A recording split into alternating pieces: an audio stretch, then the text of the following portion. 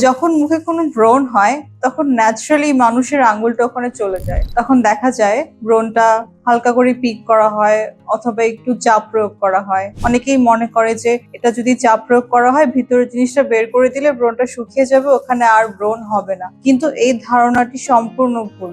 আসলে এটার পিছনের সায়েন্সটা জেনে নেই।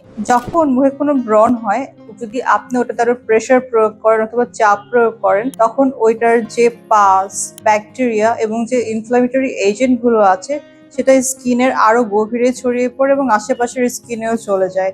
এতে করে যে ব্রণটা ওই জায়গায় ছিল আরো বেশি ছড়িয়ে পড়ে, এটাতে আরো কালো দাগ হয়, লালচে ভাব হয়ে যায় এবং এতে যে গর্ত অর্থাৎ স্কার হয় সেটা একদম পার্মানেন্ট হয়।